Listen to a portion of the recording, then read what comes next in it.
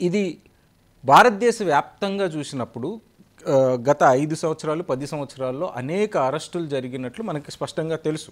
అంటే బీజేపీ టార్గెటెడ్గా కొన్ని పార్టీల నాయకుల్ని కొంతమందిని అరెస్ట్ చేస్తూ వచ్చింది. వీటిని పొలిటికల్ అరెస్ట్స్ అని మనం కాంగ్రెస్ వాదిస్తూ వచ్చింది. అంటే ఈడీని వాడుకొని కొంతమందిని అరెస్ట్ చేశారు. ఈవెన్ కేజ్రీవాల్ అరెస్ట్ అయినప్పుడు కూడా ఢిల్లీలో పెద్ద బహిరంగ సభ పెట్టి దాన్ని ఖండించారు. హేమంత్ సోరెన్ అరెస్ట్ని ఖండించారు. అందరూ ఇలా అరెస్ట్ అయిన వాళ్ళు అందరినీ ఖండిస్తూనే వచ్చారు.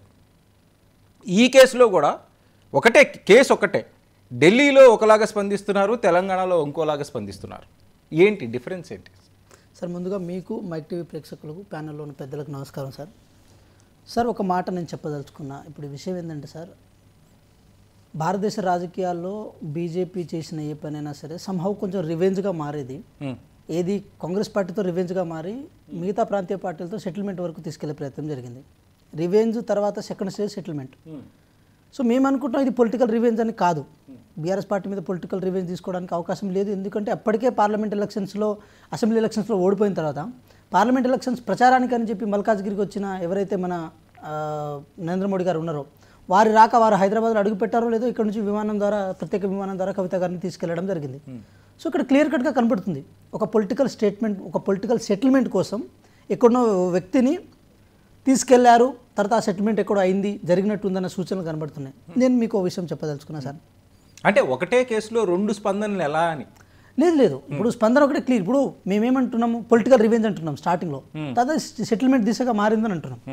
సెటిల్మెంట్ దిశగా మారడానికి అవకాశాలు చాలా ఉన్నాయని అంటున్నాం, మేము కనబడుతున్నాయని అంటున్నాం. దానికి కొన్ని ఉదాహరణలు నేను చెప్పాలి సార్. ఇప్పుడు కవిత గారు ఏదైతే అరెస్ట్ అయిన తర్వాత బీఆర్ఎస్ గ్రాఫ్ అమాంతం పడిపోయింది.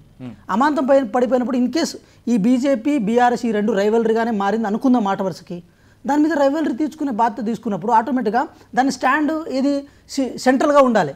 కానీ బీఆర్ఎస్ తీసుకున్న స్టాండ్ ఏంటంటే బీజేపీకి సపోర్ట్ చేసింది, ఏది పార్లమెంట్ ఎలక్షన్ సపోర్ట్ చేసింది. కాబట్టి ఆటోమేటిక్గా బీజేపీ వాదిస్తున్న వాదన ఏంటి? మొదటి నుంచి కూడా అసెంబ్లీ ఎన్నికలకు ముందే కవితను అరెస్ట్ చేసి ఉంటే మనం ఇంకా కొద్దిగా లాభపడి ఉండేవాళ్ళం, అది అరెస్ట్ చేయకపోవడం తప్పిదమే, అందుకని ఇప్పుడు అరెస్ట్ చేసాం, మేము బలపడ్డామని బీజేపీ. సార్ ఒకటి, ఇప్పుడు లాభ నష్టాల గురించి వాళ్ళు బేరే చేసుకున్న తర్వాత ఆటోమేటిక్గా దాన్ని రివెంజ్ నుంచి సెటిల్మెంట్ వైపు తీసుకొచ్చారనే మనం కంక్లూజన్కి రావాల్సి ఉంటుంది. ఇప్పుడు బండి సంజయ్ గారు అంటారు కదా, మా కాంగ్రెస్ పార్టీ లాయర్లు తీసుకుపోయి వారిని విడిపించారంట. అంటే ఒకటే సార్, నేను ఈ సందర్భంగా కూడా చెప్పాలి ఏంటంటే, మనకు క్రికెట్ మీరందరూ చూస్తారు కదా, క్రికెట్ అందరం చూస్తాం. క్రికెట్ చూసినప్పుడు ఏమవుతుందంటే ఫస్ట్ 1, 2, 3 వికెట్లు పడిపోగానే 4, 5 వికెట్లు డిఫెన్స్ ఆడతాం సార్. ఎందుకంటే మ్యాచ్ని లాస్ట్ వరకు తీసుకెళ్ళాలి. మ్యాచ్ల మీద ఉన్న ఏదైతే హోప్స్ ఉంటాయో గ్రౌండ్లో క్రౌడ్స్ ఒకేసారి అరుస్తుంటారు, వాళ్ళందరినీ సల్లపరచాలి చేయాలంటే ఆటోమేటిక్గా మ్యాచ్ని ముందు వరకు తీసుకెళ్తాం. దాన్ని డిఫెన్సివ్ గేమ్ అంటాం, దాన్ని డిఫెన్స్ ఆడడం అంటారు. ఎప్పుడైతే బీజేపీ బీఆర్ఎస్ ఫిక్సింగ్ అని అనం సార్, ఎందుకంటే మ్యాచ్ని ముందు తీసుకెళ్లే క్రమంలో డిఫెన్స్ గేమ్ ఆడుతున్నామని అంటాం.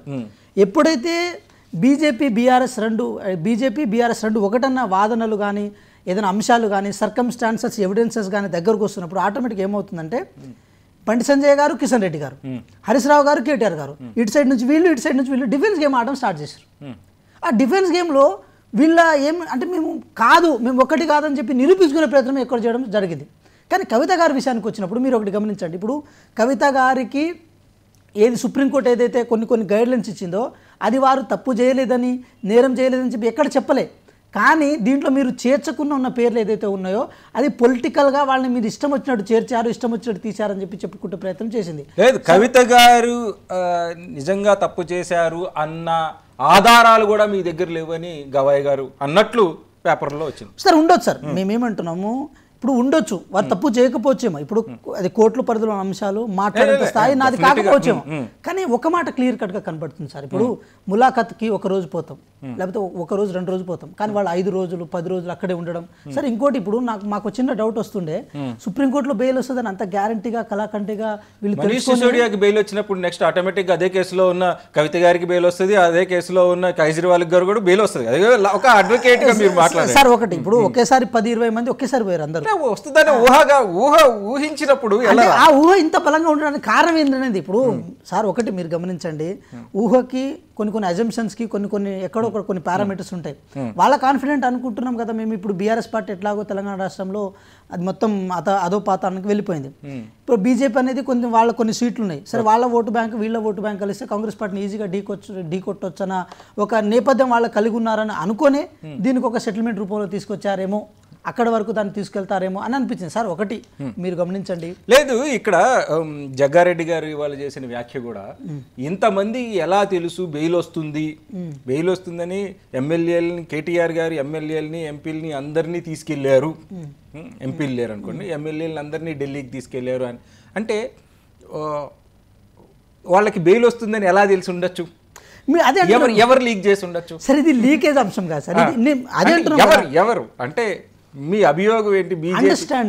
అండర్స్టాండింగ్ ఒక ఒప్పందం. మీరు ఇక్కడ సుప్రీంకోర్టు న్యాయవాదుల్ని ఇరకాటంలో పెడుతున్నారా? సార్ ఒకటి మీకు ఒకటి చెప్పాలి, ఇప్పుడు మీరు ఒకటి గమనించండి, మరి ఇదే వేదిక మీద మీరు చాలాసార్లు గమనించుంటారు, కవిత గారు జైలుకు పంపించడం విషయంలో ఎందుకు బీజేపీకి అడ్డంకులు అన్నప్పుడు బీజేపీ నాయకులు చెప్పిన ప్రధానమైన మాట ఏంటంటే అది సుప్రీంకోర్టులో నానుతున్న విషయం, ఈడీ కేసు సంబంధించింది, దాన్ని మేము ఎట్లా జోక్యం చేసుకుంటామని అన్నారు. మరి నరేంద్ర మోడీ గారు అది పార్లమెంట్ ఎలక్షన్, మీరు ఆ రోజు పార్లమెంట్ ఎలక్షన్ కోడ్ కూడా ఆ రోజే వస్తుంది, ఎలక్షన్ కోడ్ కూడా ఆ రోజు వచ్చింది, నరేంద్ర మోడీ గారు ఆ రోజు తెలంగాణ రాష్ట్రానికి వచ్చారు, అదంతా ఒక 2-3 రోజులు బాగా హాట్ టాపిక్. అంటే 8 సీట్లకే పరిమితం. 15వ తారీఖు అరెస్ట్ అయితే 16వ తారీఖు నోటిఫికేషన్ వచ్చింది. నోటిఫికేషన్ లేదు 17వ తారీఖు 16వ తారీఖు నోటిఫికేషన్ వచ్చే 17వ తారీఖు మనకు నరేంద్ర మోడీ గారు ఇక్కడికి వస్తే మల్కాజ్గిరికి వస్తే అదే 17వ తారీఖు అటు కవిత గారిని తీసుకెళ్లారు. మీరు గమనించండి, దాదాపు 5 రోజుల వరకు చర్చ మొత్తం అక్కడే జరిగింది. బీజేపీ అరెస్ట్ చేసింది కాబట్టి బీజేపీ ఇక్కడ ఏదో ఇంకో చేయబోతుంది. అయితే ఇక్కడ ఏంటంటే బీజేపీ ఇంత కుట్రపూరితమైన రాజకీయాలు చేస్తుందని మీకు అనిపించినప్పుడు పైన వాళ్ళు ఢిల్లీలో వాళ్ళు ఎదుర్కొన్నారు, మీరెందుకు ఎదుర్కోలేకపోయారు?